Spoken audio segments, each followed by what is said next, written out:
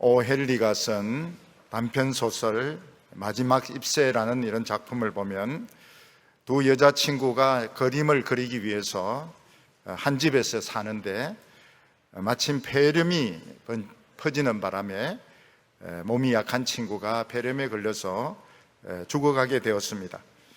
의사는 와서 이 환자를 진찰하고는 너무 체력이 약하고 또 살고 싶은 의지가 없어서 살지 못할 것이라는 그런 이야기를 하고 갔습니다. 이 여자 환자는 창문 밖을 내다보면서 창문 밖에 남아있는 나무 잎사귀가 하나 둘 떨어지는 것을 보면서 저 잎사귀가 다 떨어지면 자기는 죽을 거다, 이런 이야기를 하곤 했습니다. 근데 그 집에는 술을 많이 마시는 술 주정뱅이 남자 화가가 있었는데 친구가 그 남자 화가에게, 술 주정뱅이에게 그 이야기를 하게 되었습니다. 어느 날 비가 많이 오고 바람이 많이 부는 날이 있었는데 이 환자는 이제 나뭇잎이 다 떨어졌기 때문에 자기는 이제 죽어야 된다 이러면서 커튼을 열어보니까 나무 잎이, 마지막 나무 잎이 하나 달려 있는 것입니다. 내가 죽으려고 했더니 아직 나무 잎이 붙어 있네. 그 다음 날도 또 붙어 있었습니다. 나중에 알고 보니까 그 환자에게 희망을 주기 위해서 그 술 주정뱅이 화가가 그림으로 그 잎사귀를 그려놓고, 그리고 이 사람이 폐렴에 걸려서 이틀 뒤에 죽었던 것입니다. 사람이 어떤 어려움을 당했을 때 의지할 수 있는 어떤 믿음, 또 사람이 죽어갈 때에 자기가 붙들 수 있는 어떤 힘, 확신, 이런 것이 있으면 용기가 생기게 되고 또 어쩌면 그 어려움이나 병을 이길 수도 있을 것입니다. 사람이 나이가 들면 인생의 끝이 보인다, 이런 말을 합니다. 사람이 젊었을 때에는 자신의 젊음, 자신의 건강이 그냥 20년, 30년, 40년 계속 될 것 같지만은 나이가 들고 어떤 순간에 이제 병이 찾아오면 죽음에 대해서 진지하게 생각을 하게 됩니다. 내가 죽으면서 무엇을 남기게 될 것인가? 내가 죽고 나면 사람들은 나를 어떻게 평가할 것인가? 그리고 내가 살아있는 동안 무엇을 위해서 살 것인가? 사람들이 늙으면은 자신의 마지막 순간, 그 죽음 끝에, 인생의 끝이 보인다, 이런 이야기를 합니다. 우리가 정원에 있는 꽃이나 또 이런 채소들을 보면 내내 푸르고 아름답고 꽃이 필 것 같은데 언젠가 한번 가을에 서리가 내리고 나면 그냥 모든 풀들, 모든 꽃들 다 시들어 있고 죽어 있는 것을 보게 됩니다. 마찬가지로 우리 사람들도 그냥 한평생 젊고 한평생 힘이 있을 것 같지만 어느 순간 갑자기 병이 찾아오고 난 뒤에는 확 늙어버리고, 그리고 어떤 때는 돌아가시는 분들도 많이 생기게 되는 것입니다. 우리 인생에 어떤 이런 어려움이 찾아왔을 때, 나에게 큰 중병이 찾아오게 되었을 때, 아니면 내가 죽게 되었을 때 내가 붙들 수 있는 뭔가 있느냐, 무엇을 붙들면 좋을까 하는 것입니다. 내가 병들어 죽게 되었는데 내가 어느 대학교, 명문대학교 출신이다, 그거 붙들면 난 괜찮은 것인가? 아니면 내가 지금 집을 가지고 있고 돈을 모아놨는데 그걸 붙들고 있으면 괜찮을까? 우리는 그런 생각을 좀 해볼 필요가 있습니다. 오래전에 저희 교회에 할렐루야 성가대원이 있었습니다. 이분은 나이보다 젊어서 병으로 돌아가시게 되었습니다. 결혼도 하시지 않았기 때문에 자식도 없었습니다. 그는 직장 생활을 해서 돈을 모아놓은 것이 몇 천만 원이 있었습니다. 마지막으로 전도사님이 신방 갔을 때 그런 이야기 했습니다. 나에게는 돈이 얼마 있습니다. 이 돈 얼마로 가난한 언니 돈 얼마 주시고, 또 장례 비용 얼마 쓰시고, 또 얼마는 교회 헌금하시고, 그래서 이 돈을 써주시기 바랍니다. 그리고 그분은 돌아가셨습니다. 젊은이들은 미래를 위해서 공부를 합니다. 어른들은 미래를 위하여 돈을 열심히 모으고 있습니다. 또 건강을 관리하기 위해서 열심히 운동을 하고 있습니다. 근데 우리에게 어떤 큰 병이 닥치게 되었을 때, 큰 어려움이 오게 되었을 때 나를 붙들어 줄 수 있는 것이 무엇이 있을까? 학벌일까? 돈일까? 자식일까? 건강일까? 뭘까? 뭐가 끝까지 나를 붙들어 줄 수 있을까 하는 것입니다. 오늘 많은 사람들은 그거는 나중 일이고, 그건 나중에 그런 일이 생기면 생각해보고, 지금은 난 돈 벌고 공부하고 지금 막 하고 싶은 대로 그냥 실컷 하면서 사는 것이 낫다, 그러면서 살아가고 있습니다. 어쩌면 젊은이들이 그런 생각을 하면서 사는 게 좋을지도 모르겠어요. 아직 젊은데 죽음을 자꾸 생각하고 그런 것보다는 열심히 공부하고 열심히 돈 버는 게 좋을지도 모르겠습니다. 그렇지만은 언제 이런 순간이 올지 모르고, 사실 이런 순간에 대비한다는 것이 쉽지가 않습니다. 사람의 인생이라고 하는 것은 속도가 있기 때문에 갑자기 방향을 탁 바꾸거나 스톱하는 것이 되지 않습니다. 그래서 어떤 일이 생기고 스톱을 하거나 방향을 바꾸려고 하면 이미 늦은 것입니다. 충분히 시간이 있을 때에, 가장 어려울 때, 가장 외로울 때, 가장 힘들 때 나를 지켜줄 수 있는 것이 있느냐, 과연 그것이 무엇이냐 하는 것입니다. 그걸 지금 붙들어야 우리가 아름다운 인생을 살 수 있습니다. 지금 아직 시간이 있을 때 이걸 잡아야 되는 것입니다. 오늘 첫 번째로 미래에 되어질 일을 누가 아느냐 하는 것입니다. 우리 인간은 미래에 대해서 많은 생각을 하지만 정작 우리 미래에 어떤 일이 일어날지 아무도 알지 못합니다. 어떤 분은 오전까지는 멀쩡했는데 그냥 오후에 계단에서 넘어지는 바람에 또 기부스해가지고 이렇게 다니시는 분도 계시고, 어떤 분은 며칠 전까지만 해도 멀쩡했는데 갑자기 병원에 입원하시는 분들도 계신 것입니다. 우리는 모두 다 마음속으로 건강하고 아름답게 살기를 바라고 있지만 우리에게 무슨 일이 일어날지 우리는 아무도 모릅니다. 왜냐하면 인간은 미래를 절대로 모르게 만들어졌기 때문에 그런 것입니다. 우리가 이 소설을 보면 이 소설의 그 주인공이 죽을 수도 있고 살 수도 있고, 또 중요한 인물이 죽을 수도 있고 살 수도 있습니다. 그걸 이제 누가 결정을 하느냐? 그 독자가 결정을 못 합니다. 그 소설을 쓰는 작가가 결정을 하는데 그 작가도 마음대로 못 합니다.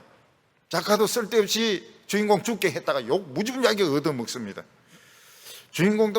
그 작가도 많은 생각을 해가지고 주인공을 죽게 하는 것이 효과가 있는 것이냐, 끝까지 살리는 것이 효과가 있는 것이냐, 많이 생각하다가 살든지 죽든지 결정을 하는 것입니다.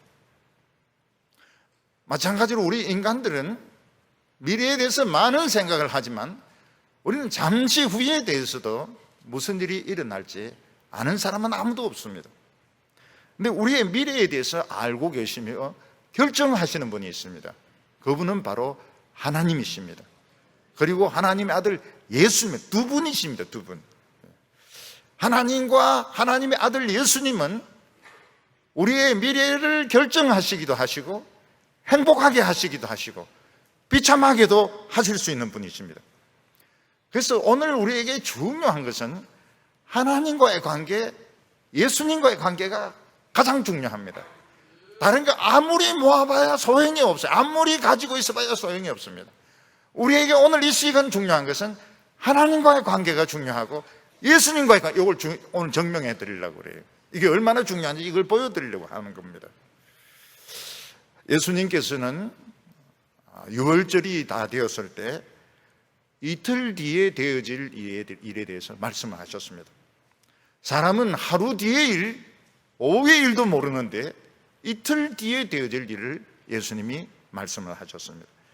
오늘 말씀 마태복음 26장 2절을 보면 너희가 아는 바와 같이 이틀이 지나면 유월절이라 인자가 십자가에 못 박히기 위하여 팔리리라 하시더라. 사람들은 당장 내일 자신에게 어떤 일이 일어날지 알지 못합니다. 그런데 예수님께서는 이틀 뒤에 어떤 일이 일어나는지 분명하게 말씀을 하셨습니다. 이틀 뒤에 나는 십자가에 못 박히기 위해서 팔릴 것이다, 이렇게 말씀을 하셨습니다. 예수님의 제자들은 이번 유월절에 대해서 구체적인 것은 모르지만 막연하게 굉장한 기대를 가지고 있었습니다. 왜냐하면 유월절이 되면 전 세계에 있는 유대인들이 100만 명이 넘게 모입니다. 그리고 지금은 예수님의 인기가 지금 보통이 아닙니다. 예수님의 인기가 지금 막 하늘을 향하여 치닫듯이 막 예수님의 인기가 막 올라가고 있었습니다. 그러니까 제자들은 이번 유월절에 무슨 큰 일이 일어날 거다, 큰 일이 일어날 거다, 우리 예수님의 인기가 폭발할 것이다, 폭발 안 하면 우리가 가만히 안 있는다, 우리가 막 들쑤셔가지고 예수님을 왕으로 만들고야 말겠다, 이런 생각을 가지고 있었는데, 예수님이 예루살렘에 들어오는데 그런 조짐이 벌써 나타나기 시작했습니다. 그게 뭔가 하면 사람들이 막 여기저기서 꾸역꾸역 막 몰려들면서 호산나 다윗의 자손이여, 호산나 다윗의 자손이여, 막 이러면서 옷을 깔고 막 종려나무를 가지고 막 흔들고 이러는데, 이야, 제자들이 보기에 이번 유월절에는 예수님의 인기가 폭발하겠구나, 그런 생각을 지금, 기대를 지금 잔뜩 가지고 있습니다. 그런데 예수님은 이틀 뒤에 되어질 일을 정확하게 말씀하셨습니다. 너희들이 다 아는 대로 이틀 뒤면 유월절인데 그때 나는 십자가에 못 박혀 죽기 위해서 팔릴 것이다, 그런 말씀을 하셨습니다. 물론 제자들은 이 말씀을 아무도 안 믿었습니다. 그런데 이 말씀 그대로 되었습니다. 이게 무엇을 의미하는가 하면 예수님은 그냥 닥치는 대로 사는 분이 아니라는 것입니다. 그냥 닥치다가 안 되면 죽고, 그냥 하고 싶은 대로 다 하다가 안 되면 때려치워버리고, 이런 분이 아니시라는 것입니다. 예수님은 미래를 알고 계셨고 미래를 만들어가는 분이었습니다. 그런데 놀라운 사실은 예수님이 이 말씀을 하는 그 시간에 이미 유대 지도자들은 모여서 비밀리에 회의를 가졌던 사실인 것입니다. 그들이 무슨 회의를 했는가 하면, 지금 이 예수의 인기는 지금 하늘을 향하여 치솟고 있다, 예수의 인기는 지금 막 굉장히 지금 대단한데 이대로 둬도 되겠느냐, 안 된다, 예수를 죽여야 된다, 그런 이야기들이 많이 있었던 것입니다. 대제사장과 서기관과 지도자들 중에서 예수를 죽여야 된다는 이야기가 많이 나왔던 것입니다. 그런데 이 사람들이 그렇게 할 수 없었던 이유가 뭔가 하면, 유월절이 되면 외국에서 많은 유대인들이 왔는데 이들을 컨트롤을 할 수가 없는 겁니다. 이 외국에서 온 유대인들을 컨트롤을 할 수 없는데 우리가 함부로 예수를 죽였다가 반란이 일어나면 우리에게 역풍이 불 수 있다, 오히려 우리에게 정치적으로 엄청난 타격이 될 수 있었다. 그래서 그들이 내린 결론이 뭔가 하면, 이번 유월절은 예수를 건드리지 않고 조용히 넘어가기로 결정을 했던 겁니다. 그래서 그들의 결정에 의하면 이번 유월절은 그냥 넘어가는 것입니다. 예수님은 안 죽는 것입니다. 3절부터 5절까지 보면, 그때의 대제사장들과 백성의 장로들이 가야바라 하는 대제사장의 관정에 모여 예수를 흉계로 잡아 죽이려고 언언하되 말하기를 밀란이 날까 하노니 명절에는 하지 말자 하더라. 대제사장과 지도자들이 엄밀하게 회의를 했는데 그 회의에서 내린 결론이 무엇인가 하면, 이번 유월절은 조용히 넘어가자, 이번 유월절에 괜히 건드렸다가는 우리가 역풍을 맞는다, 이게 그들이 내렸던 결론이었던 것입니다. 그런데 예수님의 말씀대로 되어집니다. 희한한 것은 유대 지도자들이 결정을 내리고 그래 하기로 약속을 했는데 실제 일은 예수님 말씀대로, 제자들의 기대대로 되는 것도 아니고 지도자들의 결정대로 되는 것도 아니고 예수님의 말씀대로 붙들리고 죽는 것입니다. 요즘 지금 우리나라도 분위기가, 지금 미국 대통령 트럼프하고 북한의 지도자 김정은이하고 뭐 싱가포르나 어디서 만나가지고 핵 폐기 결정 내리면은 우리나라가 이제 평화가 보장될 것으로 이제 생각을 하는 분들이 많이 있습니다. 그러나 그건 어디까지나 인간적인 생각인 것이지 그렇게 되기 쉽지가 않아요. 그거는 굉장히 너무 쉽게 생각하는 겁니다. 이 땅에 평화가 오느냐 안 오느냐 하는 것은 하나님의 뜻에 의해서 결정이 되는 것이고, 우리 성도들이 얼마나 세게 기도하느냐 거기에 의해서 결정되는 것이지, 그 트럼프하고 김정은이하고 배 갖다 대고 합의한다 해가지고 이게 되지 이런 문제가 아니라니까요. 그렇게 순진하게 생각을 하면 안 됩니다. 그냥 안 하는 것보다 하는 게 훨씬 낫죠. 그리고 할 수 있으면 하나님이 강권적으로 그렇게 밀고 가시도록 기도해야 되죠. 그렇다 해서 그 두 사람 배 갖다 대가지고 한잔한다 해가지고 되는 게 쉬운 문제가 아니라는 거예요. 이것도 마찬가지입니다. 이것도 지금 제자들은 지금 예수님에 대한 기대가 지금 폭발적입니다. 폭발적인 여론이, 예수님에 대한 여론이 굉장히 지지율이 높아요. 요즘 같으면은 여론조사 해보면 예수님에 대한 지지율이 굉장히 높습니다. 그러니까 지도자들이 이걸 모를 리가 있습니까? 이번에는 조용히 넘어간다. 이번 6월절은 조용히 예수 안 건드리고 넘어간다. 이게 결정사항이라고요. 근데 이상한 거는 예수님의 말씀대로 예수님은 팔리시고 십자가에 못 박혀 죽는 것입니다. 예수님의 말씀대로 되어지는 것입니다. 이걸 우리가 그냥 쉽게 넘어가면 안 됩니다. 대제사장의 생각이 확 바뀌는 계기가 있습니다. 그때가 언젠가 하면 예수의 제자 가룟 유다가 와서 선생을 팔겠다고 이야기합니다. 그때 대제사장은 이 웬 굴러든 떡이냐, 웬 떡이 굴러왔느냐, 언산씩 딱 주고 계획을 확 바꿉니다. 그런데 이게 실제로는 하나님의 뜻이 이루어지는 과정이었던 것입니다. 오늘 예수님 뭐라고 말씀하십니까? 인자가 십자가에 못 박히기 위하여 팔리리라. 팔린다. 딱 그 말에 대제사장이 딱 넘어가는 겁니다. 우리 인간은 정말 미래에 대해서 많은 생각하고 많은 준비를 합니다. 미래에 대해서 엄청나게 준비합니다. 근데 우리는 우리에게 어떤 일이 일어날지 아무것도 모릅니다. 왜냐하면 미래는 비밀입니다. 미래는 우리 인간에게는 철저한 비밀이기 때문에 우리는 미래를 모르고 살아야 되는 것입니다. 우리 인생에 대해서 많은 계획을 세웠지만 우리 인생 계획대로 되어진 것이 있습니까? 우리 인생 계획대로 되어진 것이 없어요. 어떤 사람은 대학을 문과를 가려고 했는데 가다 보니까 공과로 가는 사람도 있고요. 어떤 사람은 장사를 해서 사업하려고 했는데 공무원 하는 사람도 있고요. 어떤 사람은 서울에서 살려고 했는데 어찌 돼가지고 또 삼덕동에 와가지고 또 살기도 하고요. 사람이 미래는 알 수가 없는 것입니다. 그렇게 하지 마라 그래도 어떤 엄마는 딸 결혼시킨다고요. 그 은수저 그거 준비하고 그 다음에 그 찻잔 그거 준비하고 그래 할 필요가 없대요. 또 그걸 그렇게 준비하고 이만큼 쌓아놓습니다. 애가 결혼을 안 하니까요. 그 쌓아놓은 거 지금 고물이 돼가지고 지금 저도 안 가져가요. 이미 이게 옛날 게 돼가지고 그거 하지 마라 그래도요. 갈 때 될 때 숟가락 지갑 가져가든지 말든지 그거 알아서 해는데 엄마 심정이 그겁니까? 은수저 그냥 환불 해놓고 또 그 다음에 환불 해놓고 10년 넘도록 안 가는데 그거 어떻게 그거 다 어떻게 지금 다 버려야 된다고요. 버리세요 그거.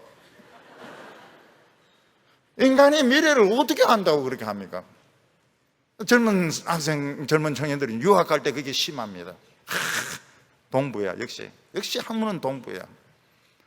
그러다가 밤 한 9시 되면 서부로 변합니다. 요즘은 프랑스가 뜨고 있어. 밤새도록 전 세계를 돌다가 아침에 해 뜰 때 안 가는 쪽으로. 인간은 이거 미래에 대해서 아무것도 모르고 그대로 되지도 않아요. 그래도 계속 계획을 세웁니다. 왜냐하면 미래에 대해서 안 될 줄 알지만 계획이 없으면 살 의욕이 없으니까요. 미래에 대해서 우리 계획이 없으면 살고 싶지가 않아요. 살아야 될 이유가 없는 거예요. 그래서 계속 그 모래성을 쌓듯이 계획을 계속 세우고 부수고 세우고 부수고 그러면서 되는 대로 사는 겁니다. 네, 하나님께서 이 미래의 비밀을 알려주는 사람이 있습니다. 그리고 의논을 하는 사람이 있습니다. 그 사람은 대제사장도 아니고 부자 기업가도 아니고 로마 황제도 아니었습니다. 하나님께서는 어떤 사람에게나 특정인에게 미래 계획을 다 알려주진 않습니다. 다 알려주면 어떻게 됩니까? 그 사람은 성도가 아닙니다. 점쟁이기 때문에 다 알려주면 안 돼. 아니, 우리 권사님이 점쟁이 권사님 되면 되겠습니까? 장로님이 점쟁이 장로님 되면 되겠습니까? 그러니까 성도가 점쟁이가 되면 안 되거든요. 그러니까 다 가르쳐주진 안 하고 일부만 가르쳐주고 의논도 하기도 하고 협상도 하기도 합니다. 다 가르쳐주면 안 돼. 직업을 바꾸기 때문에. 점 이래가지고 어느 날 교회 분명히 다닌데 어느 날 점 이래가지고 그 다음부터 이렇게 하기 때문에 이게 다 가르쳐주면 안 된다고요. 하나님께서는 아브라함에게 일부만 가르쳐줬습니다. 소돔과 고모라가 멸망한다고. 아브라함이 깜짝 놀라가지고 하나님하고 협상을 합니다. 협상을 해가지고 의인이 그래 많은데 죽일 수 있냐고. 그래서 의인의 그 쿼타, 의인의 그 숫자 쿼타를 10명까지 줄여놓습니다. 의인 10명만 있으면 소돔과 고모라 안 죽는 거로. 다음날 아침에 딱 나가보니까 어떻게 되어 있습니까? 불밭이 되어 있습니다. 의인 10명이 없었던 거예요.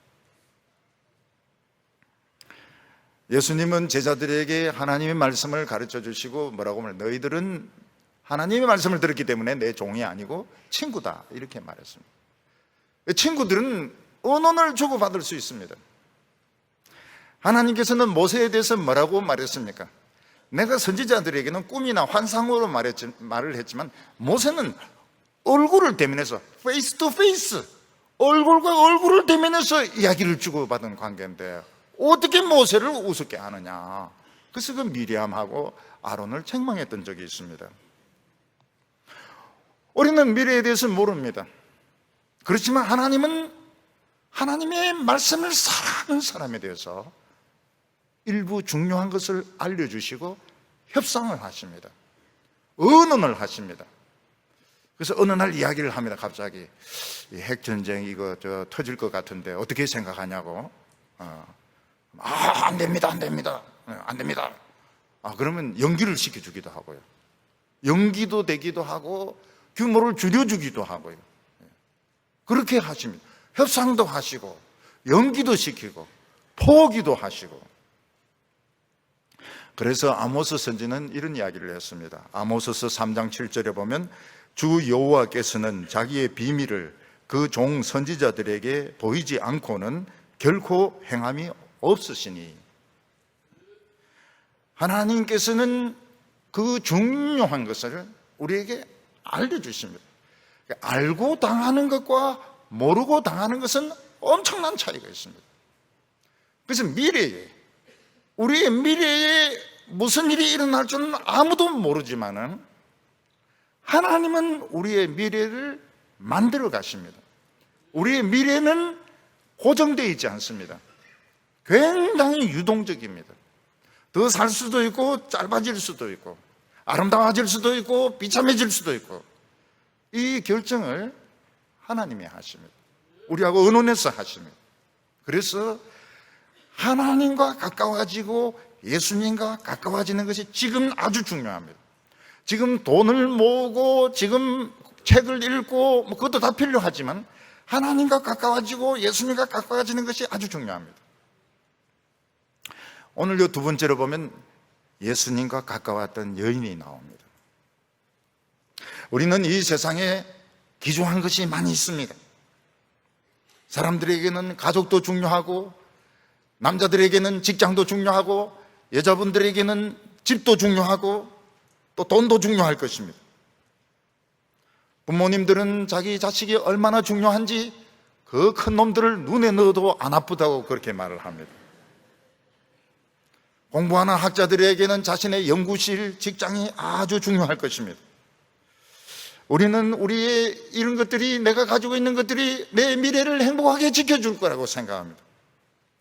한평생 사업을 해서 회사를 크게 일군 분은 참 회사가 사랑스러울 것입니다.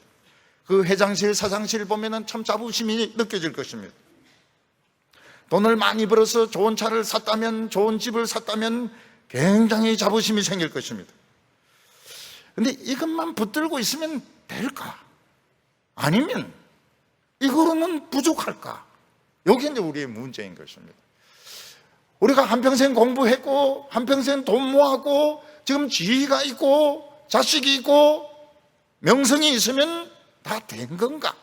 이거로 그냥 충분한 것인가? 아니면 뭔가 부족한가? 그게 문제인 겁니다. 사람들은 되게 부족하다고 생각하는 것 같아요. 그래서 돈을 더 모으려고 하고요, 명예를 더 따려고 하고요, 또 그리고 더 인정을 받으려고 하는 거 보면 그거 가지고는 부족한 것 같아요.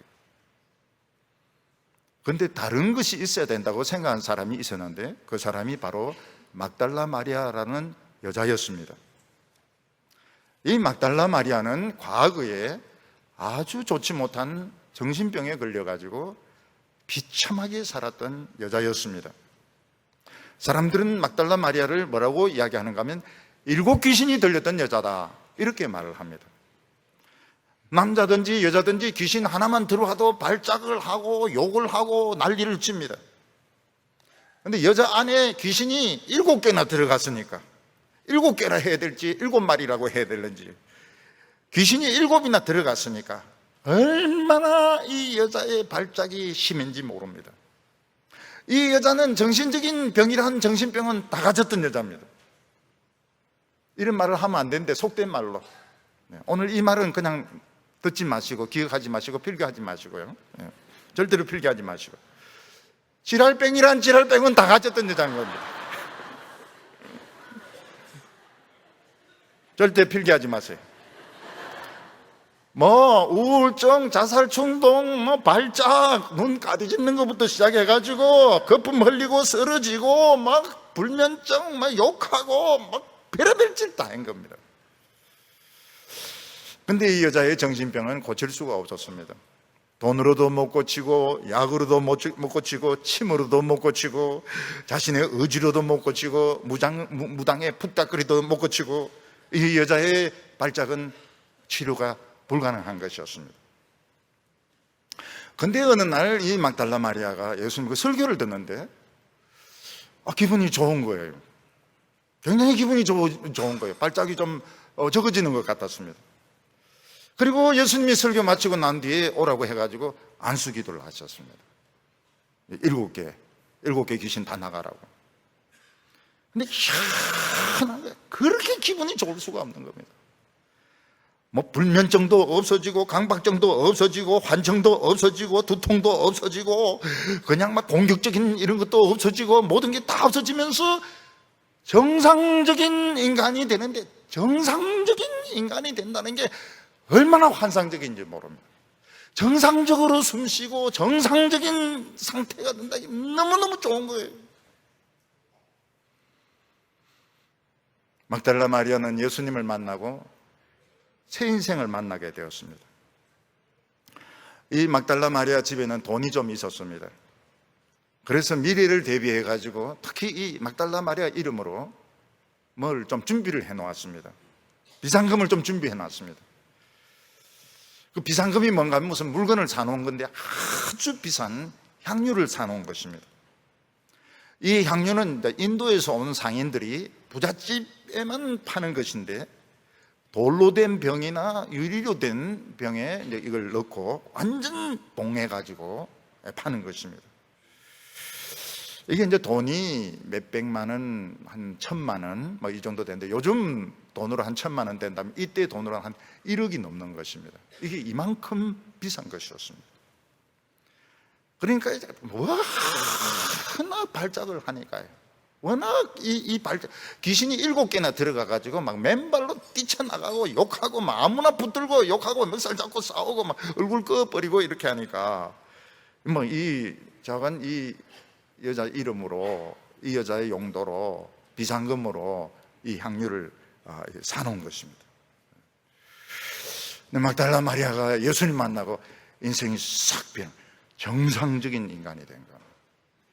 근데 보통 정상적인 인간 같으면 그냥 그러려니 하지만 과거에 너무 비참했기 때문에 지금 이 정상적인 인간이 너무 아름답고 너무 행복한 거예요. 지금 너무 행복해. 너무 좋은 거예요. 더 원하는 것이 없는 거예요. 여기서 더 가지고 싶은 것도 없고 더 원하는 것도 없는 거예요. 이 여자가 생각을 해봅니다. 내 미래를 뭐가 지켜줄 것인가? 이 비싼 이 향유가 내 미래의 행복을 지켜줄 것인가? 옛날에 이 향유가 없어서 미친 거 아니거든요. 이 향유, 이 비상금이 내 미래의 행복을 지켜줄 것인가? 무엇이 내 미래를 행복하게 해줄 것인가? 모르죠. 미래는 모르죠. 근데 분명한 사실 하나는 옛날에 그렇게 비참했던 내가 지금 이래 행복하다는 거예요. 지금 이래 행복하다는 거예요. 이래 정상적인 인간이 된 게 이래 행복하고 부족한 것이 없고 더 원하는 게 없는 거예요. 막달라 마리아는 생각을 했습니다. 내가 과거에 저렇게 비참하게 살다가 지금 이렇게 됐다면 내 미래도 예수님이 아름답게 지켜주시지 않겠는가? 사람이 돈이 있다고 해서 행복할 수 있는 것이 아닌데 7개나 되는 귀신 쫓아내주시고 정신병 쫓아내주시고 나에게 이렇게 부족함이 없는, 진짜 부족함이 없는 이런 인생을 주신 예수님이 계신데 내 미래를 예수님에게 맡길 수 있는 거 아니겠는가? 내가 이런 향유를 또 준비할 필요가 있겠는가? 이런 생각을 가지게 된 것입니다. 막달라 마리아는 예수님이 자기 동네 그 시몬이라는 사람 집에서 식사하고 있다는 소식을 듣고는 그대로 그 집에 뛰어가서 식사하고 있는 예수님 머리에다가 1억 원을 부어버립니다. 이 향유. 여러분, 향유 부었다고 생각하면 1억 원의 돈을 그냥 몇 초 만에, 한 10초 만에 예수 머리에 그냥 다 부어버린 겁니다.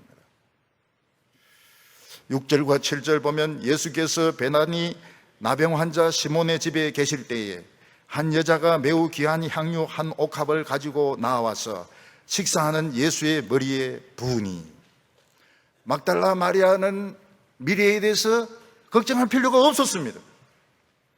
왜냐하면 예수님이 나를 지금 이렇게 행복하게 만들어 주셨는데 무슨 미래의 걱정을 하겠습니까? 우리는 예수 믿고 나서 참 많이 변했습니다. 우리 예수 믿고 나서 많이 변했습니다. 그런데 미래에 대해서는 걱정을 굉장히 많이 합니다. 지금까지는 어떻게 살아왔습니까? 노랗게 변했다 이렇게 말하지 않고 지금까지는 우째우째 살아왔지만 앞으로는 돈 모아야 되겠다. 놀라운 불신앙이죠. 엄청난 불신앙이죠. 참 예수 믿고 개판치고 예수 믿고 진짜 인간도 아니고 그렇게 살던 사람이 지금 한 자리에 앉아서 1시간 앉아서 예배, 이 보통 일입니까? 설교 듣고 앉아있다는 게 이 보통 일입니까? 보통 일이 아니죠. 그런데 그게 그냥 우째우째 살아온 거고 앞으로는 돈 모아야 되겠다. 정말 놀라운 불신앙입니다. 기절할 정도로 놀라운 불신앙입니다. 애들도 마찬가지입니다. 애들도 그 애들 중고등부 애들 청년들 교회 와서 설교 말씀 듣고 찬송 부르고 그 얼마나 대단한 일이에요. 떡잎을 보면 나무를 알 수 있다고. 그만하면 미래를 그냥 하나님 손에 맡겨야지. 그 젊은 아이들이 그냥 놀러 안 가고 제주로 안 가고 교회 왔으면 하나님께 맡겨야지. 끝까지 결혼할 거 그냥 숟가락 모으고 그냥 찻잔 모으고 그래가 남 주고 또 새로 사고. 놀라운 불신앙이죠. 애들이 교회와 예배들이 얼마나 대단한 일입니까? 그랬으면 미래도 내다봐야 되는데. 어떤 사람이 군인으로 성공해서 별 4개를 달게 되었습니다. 또 어떤 사람이 학자로 유명해지게 되었습니다. 어떤 사람이 문인으로서 유명해지게 되겠습니다. 그 사람이 인간입니까? 인간이 아닙니까? 지금 무슨 질문인지 지금 이해가 안 되는 모양인데요. 다시 한번 물어보겠습니다. 군인이 성공해서 별 4개 달고, 학자로서 성공하고, 시인으로 성공하고, 기업가로 성공하고, 목사로 유명해지고, 그러면 인간입니까? 인간 아닙니까? 인간이긴 하죠. 네. 인간이긴 하지만 그 사람은 공인입니다. 공인. 그 사람이 자기를 인간이라 생각한 순간 망합니다. 나도 인간이다. 그래서 술 마셔야 되고, 나도 인간이니까 옆에 여성하고 만지고 싶고, 나도 인간이니까 무슨 뇌물 받고 싶고. 여러분, 옛날 별 4개는 쫄병들은 쳐다보지도 한평생 못 봤습니다. 별 4개는. 별 4개는 한평생 못 봅니다. 그 유명한 학자, 그 유명한 시인, 유명한 목사님 근처도 못 갑니다. 예. 요즘 막 근처 아무나 와가지고 그냥 막 발로 막 이렇게 하고 이러다, 옛날에는 그렇게 택도 없었죠. 인간이긴 하지만 그 사람들은 인간이라 생각하면 안 되는 거예요. 인간이라 생각하는 순간 몰락하는 것입니다. 공인입니다, 공인. 오늘 우리나라는 지금 그런 생각이 없어요. 나도 인간이다. 그래서 술 마시고 성추행하고, 인간이니까 돈 문제가 생기고, 나는 인간이니까 출퇴를 보이는 겁니다. 인간이라 생각하면 안 되고 공인인 겁니다. 그럼 또 물어보겠습니다. 우리 교인들은 인간입니까? 인간이 아닙니까? 인간입니까? 인간이 아닙니까? 인간이긴 하지만 인간이라 생각하면 안 되는 거예요. 그럼 우리 뭡니까? 천사입니다. 천사. 우리 교인이 인간이라고 생각한 순간 취해집니다. 돈에 치사해지고요. 돈에 치사해지고, 감정에 치사해지고, 남녀관계에 치사해지고, 인간이라고 생각한 순간, 목사가 자기 자신을 인간이라고 생각한 순간 치사해집니다. 우리는 인간이기도 하지만 천사입니다. 천사예요. 천사가 무슨 학벌이 필요합니까? 천사가 무슨 비상금이 필요합니까? 천사가 무슨 양말 밑에 비상금이 필요합니까? 천사가 무슨 돈이 필요해요? 천사가 무슨 미래가 필요합니까? 천사 죽으면 되는 거지, 그냥. 하나님께 가면 되는 것이지. 물론 돈이 있으면 없는 것보다는 나을 수도 있습니다. 왜냐하면 인간이기 때문에 돈을 가지고 사랑을 표현할 수 있어요. 또 직업이 있으면 좋습니다. 왜냐하면 사람을 만나니까요. 안 만나는 것보다 만나는 게 좋으니까요. 집이 없는 것보다는 있는 것이 좋습니다. 그렇지만은 성도는 천사입니다. 천사. 인간이라고 생각하면 안 돼요. 인간이라고 생각하면 저 인간 그냥 예수님 올 때까지 안 만나는 경우도 있고, 어떤 데 예수님 재림해도 등 돌리고 영접하는 사람도 있고 말이죠. 우리 인간이 아니에요. 막달라 마리아는 인간이 아닙니다. 천사였습니다. 막달라 마리아는 어떻게 생각합니까? 자기는 미친 여자입니다. 진짜 미친 여자예요. 막달라 마리아가 얼마나 미친느냐 하면 짐승들도 무서워할 정도로요. 개들도 막달라 마리아 보면 도망갑니다. 저 미친 여자는 미친 개보다 더 무섭다 이래가지고 고양이들도 도망가고 오리들도 도망가고, 얼마나 미치고 사나운지. 근데 막달라 마리아는 예수님이 감사했습니다. 이 세상에 와주신 것이 감사했고, 자기같이 미친 여자에게 관심 가져주신 것 감사했고, 자기를 치료해 주셔서 이렇게 아름답게 만들어 주신 것 감사했고, 막달라 마리아에게는 돈이 필요가 없었습니다. 천사가 무슨 돈이 필요합니까? 비상금이 필요가 없었으면 무슨 비상금이 필요합니까? 예수님의 머리에 1억 원을 그냥 부어버린 겁니다. 어떤 성경에는 다리에 발이 붓고 머리털로 닦았다고 이렇게 되어 있습니다. 머리도 붓고 다리도 붓고 그렇게 한 것 같아요. 막달라 마리아는 예수님을 만난 게 너무 좋았습니다. 그리고 지금 이래 살아있는 게 너무 좋았어요. 너무 좋았어요. 예수 믿고 살아있는 거, 하나님 믿고 살아있는 거 너무너무 좋았어요. 이거보다 더 좋은 거 없어요. 너무 행복했어요. 그냥 1억 원을 머리에, 그냥 예수님 머리에 때리부었다 이런 말은 쓰면 안 돼요. 그냥 들이부었던 겁니다. 지금 막달라의 이름이 남아있는 데가 있습니다. 어디 남아있는? 옥스퍼드에. 옥스퍼드가 칼리지가 많지 않습니까? 옥스퍼드 칼리지, 많은 칼리지 중에 한 칼리지가 막달라 칼리지입니다. 막달라 칼리지. 칼리지가 큰 게 있고 작은 게 많고 그런데요, 큰 게 킹스 칼리지, 크라이스트 칼리지, 그리고 막달라 칼리지입니다.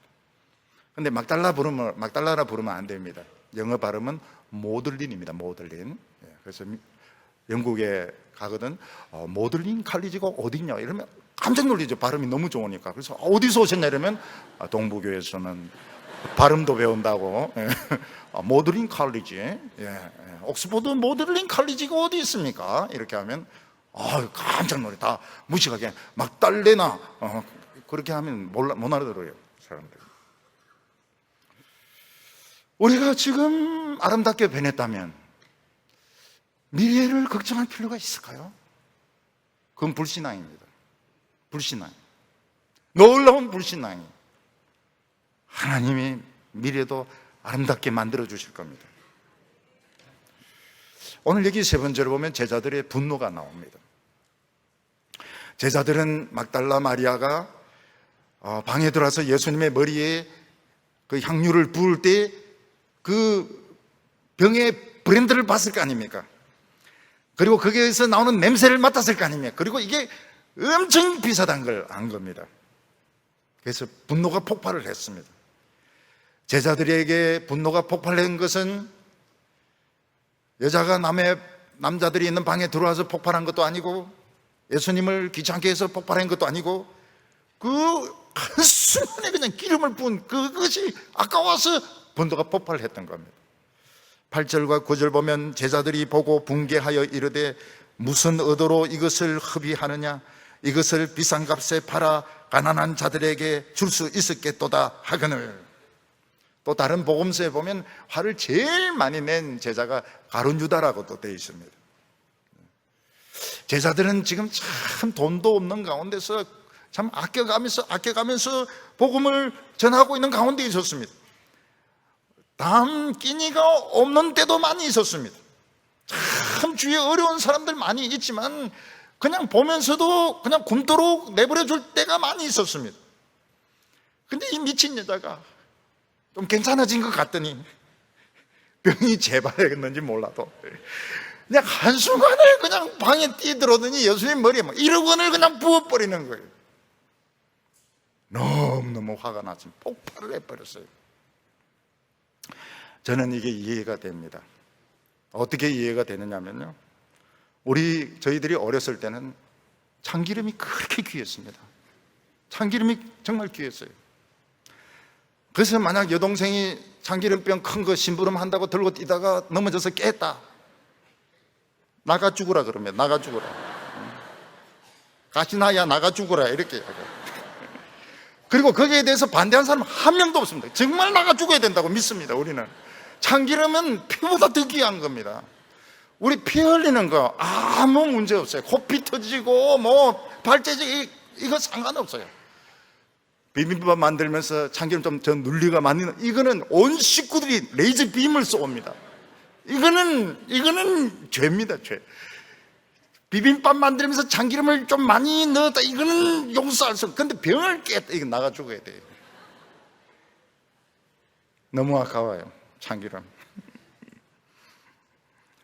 어떤 여자가 미용에 좋다 해서 큰 통에 우유를 받아가지고 한 번 들어갔다 나오고 물 다 버린다, 우유 다 버린다. 껍질 벗기고 싶을 정도로 미울 겁니다. 아니 그 우유 받아가지고 그 못 사는 집 애들 말이죠, 삼덕동은 아니고 말이죠, 그 옆에 있는 다른 동 사덕동 이런 데 사는 애들 그냥 한 컵씩 주면 얼마나 좋아요 애들이. 그거를 말이죠, 지가 영화 배우라 해가지고 말이죠, 그 목욕통 거기 우유 잔뜩 받아서 한번 들어갔다 나오고 말이죠, 때 뺏기고 그냥 그 물 다 버릴 때면 얼마나 밉습니까? 어떻게 생각하면 마리아가 너무 주관적으로 생각해가지고 그런 남자들의 깊은 속을 생각 못했다고 할 수 있습니다. 그 참기름의 그 비밀 이런 거 모를 수도 있습니다. 근데 예수님은 그 기름보다 수억만 배 비싼 분이었습니다.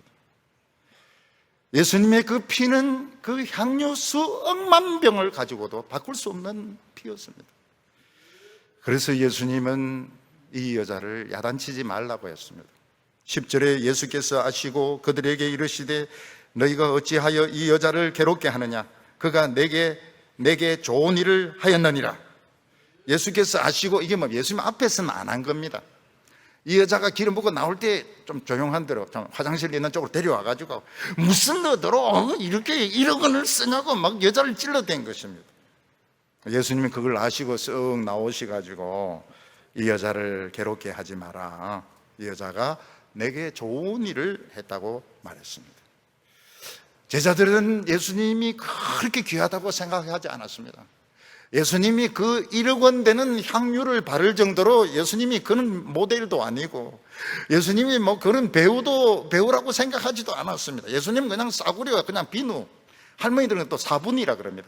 그 싸구려 그 비누 그거 쓰면 되는 것이지 그 비싼 향유를 바를 정도로 예수님의 탤런트도 아니고 배우도 아니고 연예인도 아니라고 생각했습니다. 그러나 예수님의 이 육체, 예수님의 그 피는 이 향유 수억 병으로도 바꿀 수 없는 그 보물이었던 것입니다. 12절과 13절 보면 이 여자가 내 몸에 이 향유를 부은 것은 내 장례를 위함이니라. 내가 진실로 너희에게 이르노니 온천하 어디서든지 이 복음이 전파되는 곳에서는 이 여자가 행한 일도 말하여 그를 기억하리라 하시니라. 예수님은 이미 지금 장례 모드에 들어가고 있습니다. 예수님은 지금 마음속으로는 죽어 계신 것입니다.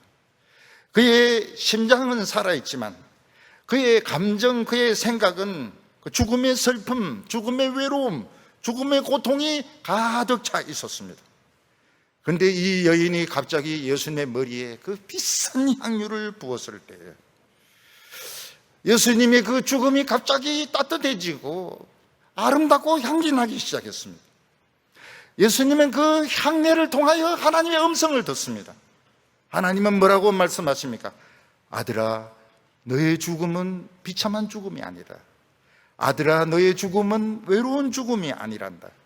너의 죽음은 이 세상에서 제일 향기나는 죽음이란다. 그 음성을 듣고 위로를 받았던 것입니다. 예수님은 이 여인이 예수님의 장례를 준비했다고 말씀했습니다. 예수님의 십자가 죽음은 아무도 도울 수 없었습니다. 그러나 이 여인은 예수님의 마음을 따뜻하게 해주었습니다. 예수님에게 자신감을 주었습니다. 예수님의 마음속에 뜨거운 확신을 주었던 것입니다. 예수님은 복음이 전파되는 곳마다 이 여자가 행한 것도 같이 이야기를 하라고 말했습니다. 복음이 전거되는 곳, 설교가 이루어지는 곳, 오늘 우리 성도님들은 어떤 마음을 가지고 있습니까? 우리는 미래에 대한 염려를 지금 가지고 오늘 교회에 왔습니다. 나의 미래가 어떻게 될 것인가? 나의 병은 어떻게 될 것인가? 나의 죽음은 어떻게 될 것인가? 나의 미래는 어떻게 될 것인가?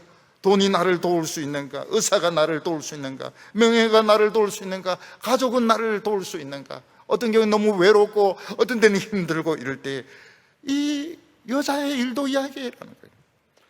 이 여자는 7 귀신 떠나고 나서는 문제가 없어졌습니다. 지금 살아있는 게 너무 행복한 거예요. 지금 예수님을 믿고 있는 게 너무 행복한 거예요. 오늘 우리 성도님들이 정상적으로 오늘 설교를 알아들었다면 지금 행복하셔야 돼요. 지금 살아있는 게 행복하고요. 지금 예수님을 믿고 있는 것이 행복해야 되고요. 미래는 걱정할 필요가 없습니다. 미래에 대해서는 돈벌이. 할머니들은 개 이름인가 하는데 돈벌이. 미래에 대해서는 하나님이 아름답게 해주실 것입니다. 하나님이 사랑하는 종들, 남종들, 여종들 미래를 아름답게 해주실 것입니다. 미래에 대해서 걱정할 필요가 없습니다. 막달라 마리아 이야기를 해주라는 거예요. 막달라 마리아는 미래를 예수님에게 맡겼다는 것입니다. 너무너무 지금이 행복했다는 것입니다. 오늘 우리는 천사입니다. 천사가 무슨 학벌이 필요하고, 천사가 무슨 돈이 필요하고, 천사가 무슨 미래가 걱정이 됩니까? 천사는 그냥 있기만 해도 좋은 것이고, 웃어주기만 해도 감사한 것입니다. 오늘 우리 성도님들, 염려는 썩은 냄새를 내게 만듭니다. 염려의 썩은 냄새 다 없애고 천국의 향기, 막달라 마리아 같은 향기를 풍기는 우리 성도들 다 되시기를 바랍니다. 기도드리겠습니다. 거룩하신 하나님 아버지, 우리의 인생을 변화시켜 주셔서 감사합니다. 우리는 인간이기 때문에 오늘 썩은 냄새 잔뜩 가지고 왔습니다. 오늘 이거 예수님 앞에 다 부어버리게 하여 주시옵소서. 오늘 저희들에게 하나님의 향기가 나타나게 하여 주시옵소서. 우리 지금 살아있는 것이 너무너무 행복하게 하여 주시옵소서. 하나님께서 우리의 미래를 결코 버리지 않을 것을 믿게 하여 주시옵소서. 예수님의 이름으로 기도하옵나이다.